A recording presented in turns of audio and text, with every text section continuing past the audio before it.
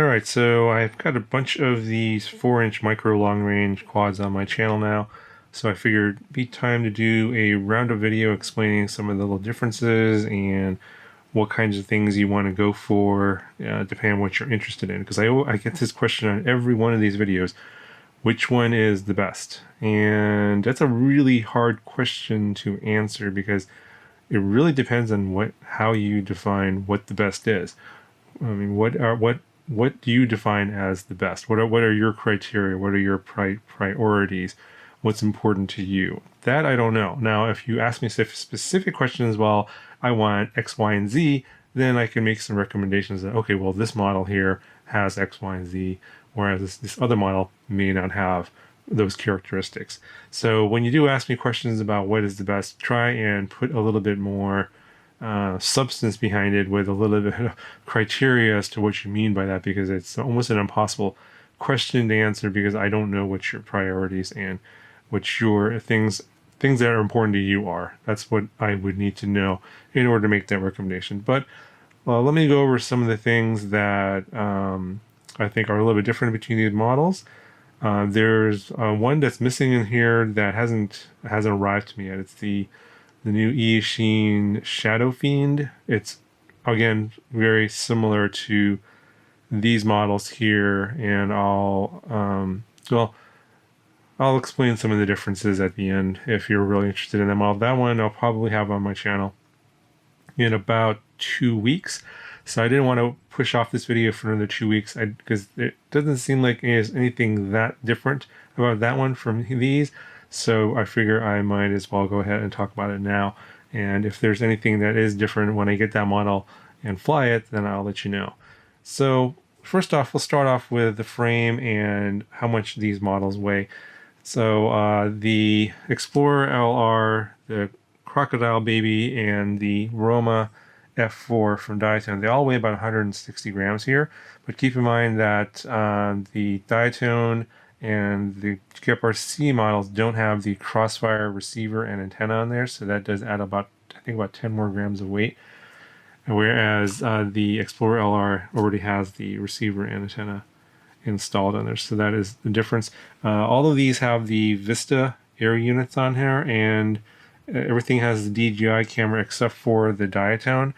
And in that video, if you want the Vista version with the DJI camera, I would recommend getting the Vista Less version of the Roma F4 and adding your own Vista if you want the DJI camera. And the DJI camera does fit in the frame here. The standoff in the front here is 20 millimeters. There's a 0.5 millimeter spacer on each side of the Caddx Nebula micro camera here that fills in that 1 millimeter gap. So I got a lot of questions about whether or not this frame would fit the DJI camera, and it does. So if you want the Vista version with the DJI camera, which I don't believe they sell right now, get the Vista Less version and add your own Vista, and then you can have the DJI camera in there. I will probably do a custom build of this once I have another frame of this in a future video, so stay tuned for that. Now, so that's the frame.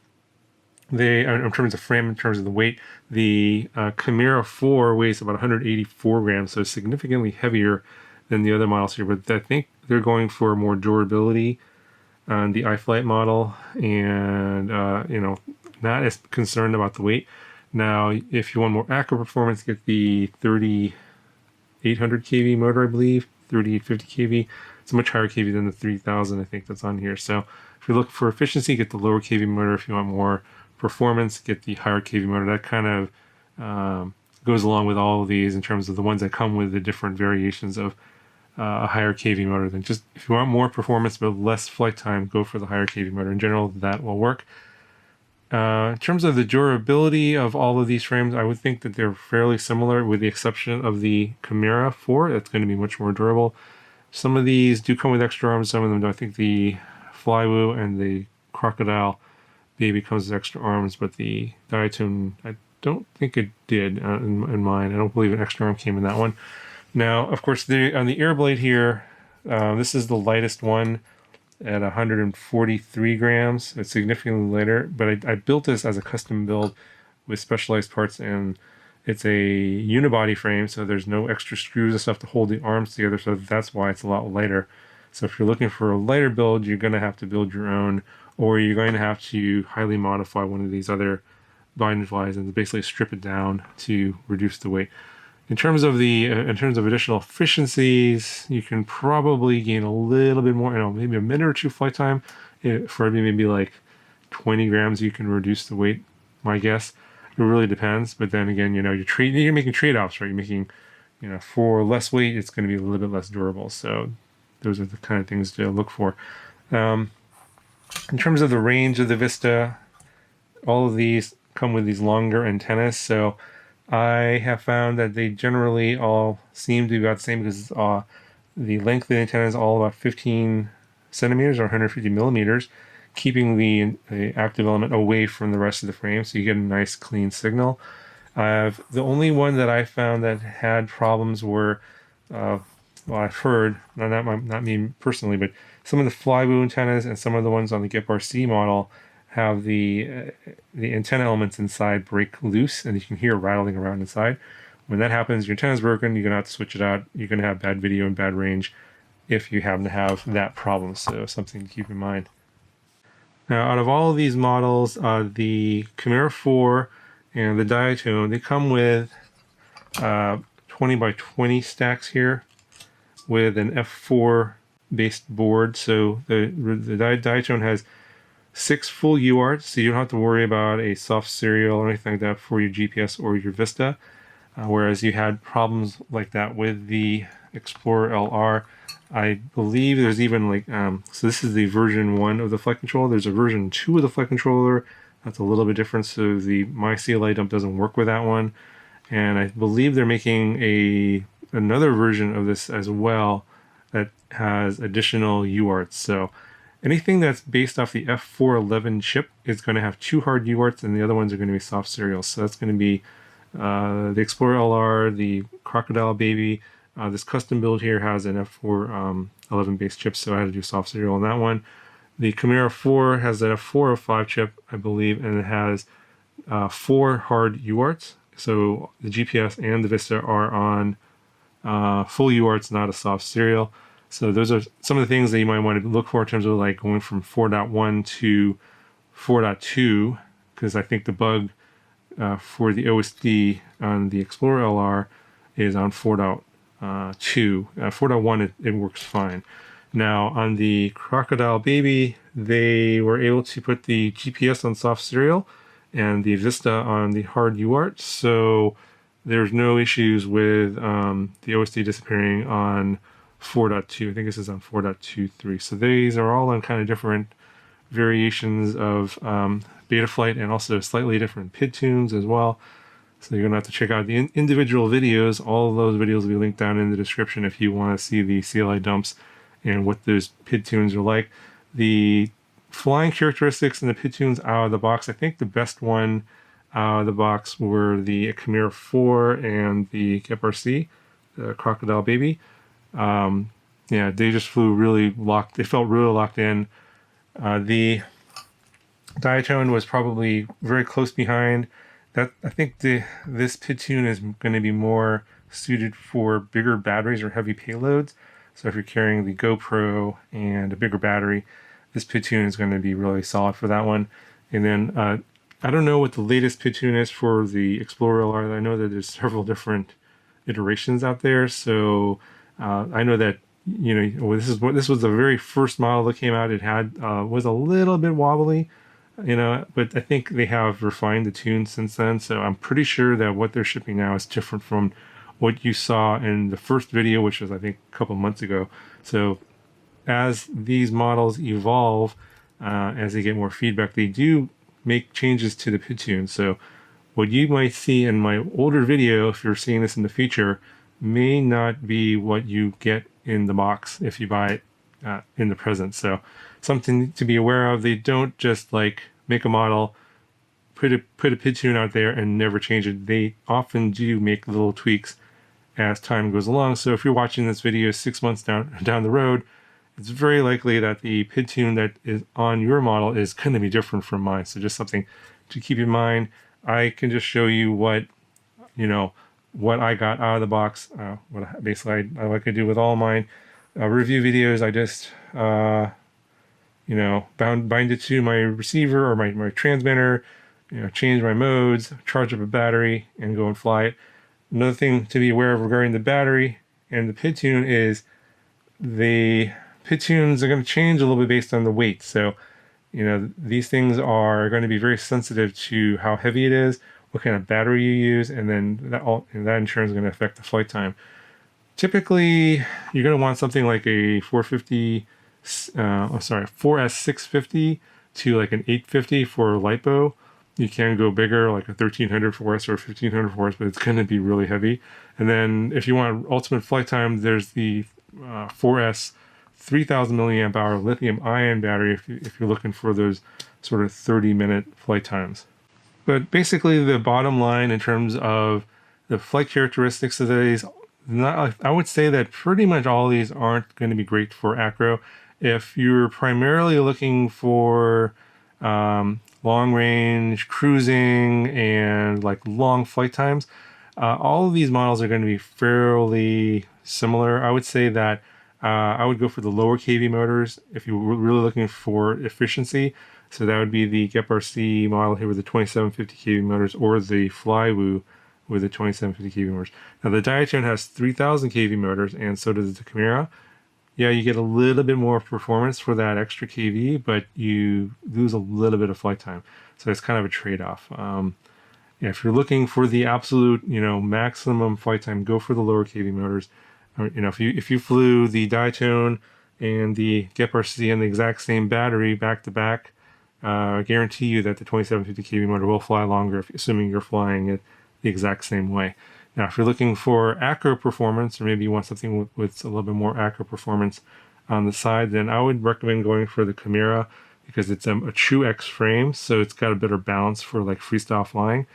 The second alternative to that would be the Crocodile baby frame, and that, I believe, the reason why this seems to have a little bit better acro performance is because all the weight is centered here. So the Vista, the flight stack here, is all in the middle, as well as the battery. It's like centered. So while it is a dead cat, the dead cat characteristics aren't as strong, so the back motors aren't as close together as some of the other models. So this one seems to have the best acro performance out of the ones that aren't the Camera 4, because the Camera 4 is a true X-frame. That's why it seems to be best suited for acro performance. But if you really want to do acro, I would get this frame with the 3850 kV motor, the higher kV motor, instead of the 3000 kV motor.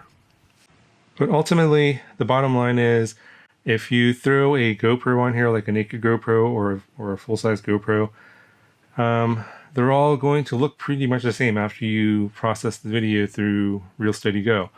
I challenge any of you guys, if you can tell the difference between any of these models as to which one it is that the footage is coming from, I would doubt that you would be able to tell. So if I put a video out with, say like I'll throw the GoPro on the Crocodile baby here, and that I run it through Real Steady Go, would you know it's from that drone, or would it be from the Explorer LR? Because the props are out of view. There's not going to be any clues as to what it is. And if you're just cruising around, they're all going to look the same. So if you're just looking at these for footage, pretty much all of these will do. And so you got to be looking at some other things like, okay, what do I want, more flight time, or do I want more, what other characteristics am I looking for?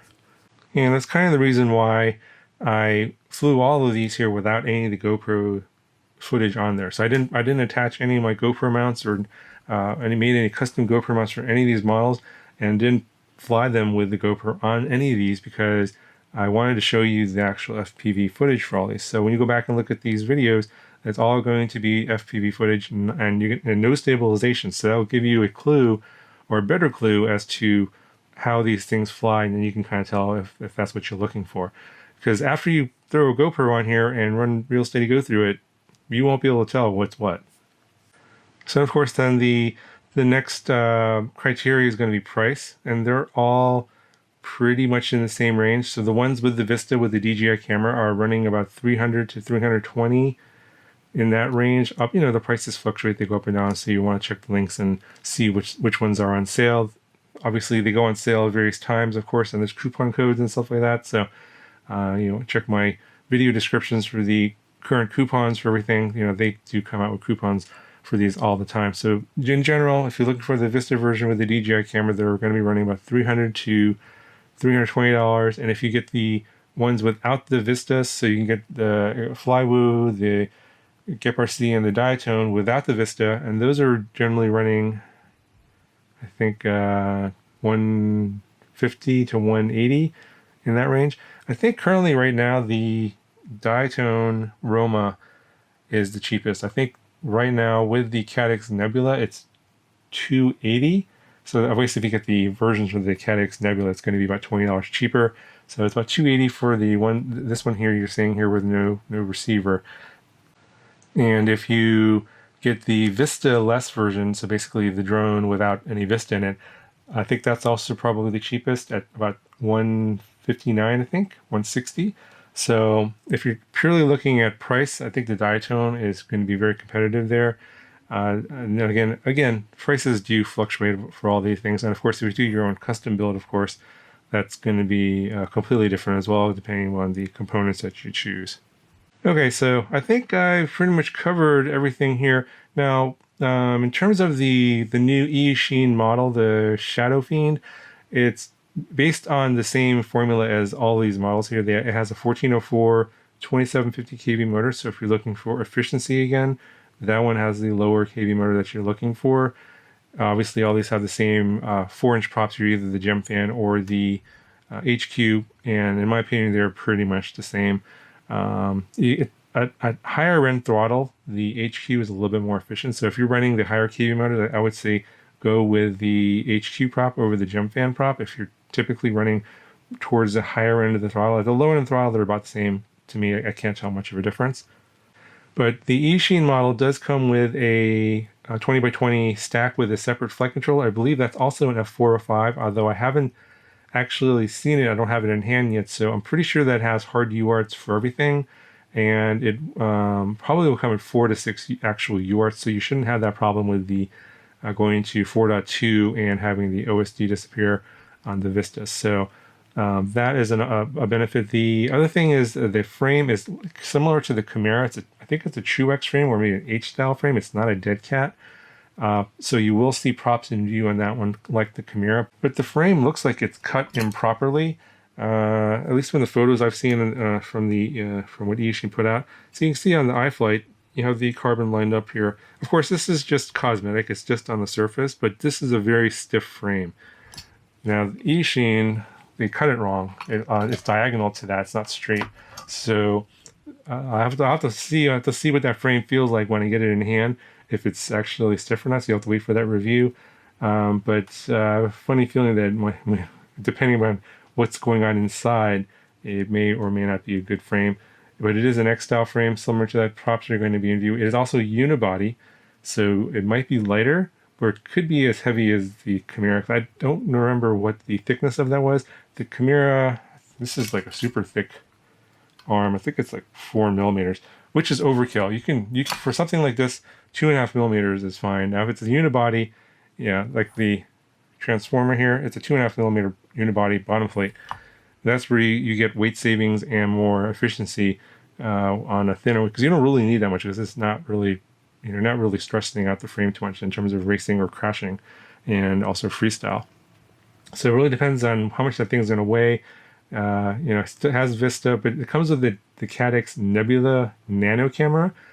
So depending on whether or not they've improved the firmware on the Nebula Nano, which I'll have to see when that comes out, that may not be a great option for you. Now, in terms of the pricing, it wasn't that much cheaper than these other ones here. So I don't see that much of an advantage of waiting for that one based on the pricing. Of course, usually when Eachine puts out their models at the beginning, they'll put out coupon codes, and it could be as much as 20%, 25% off. Really depends on how much they want to push it. So at the beginning, you may be able to get a good deal if you're willing to take the chance and try it out. So I would say wait for my video, and when that video comes out, I'll probably have a coupon code in the video description for the probably it'll be active for the first few days the video's out. So you want to make sure your notifications are turned on so you don't miss that video. Anyway, I think that covers everything. Super long video here. Hopefully I've answered all of your questions regarding like kind of the different aspects of these different models.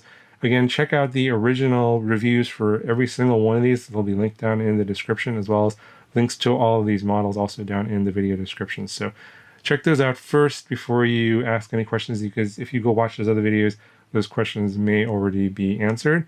If you do watch those and you still have additional questions, do let me know down in the comment section. Anyway, talk to you guys in the next one.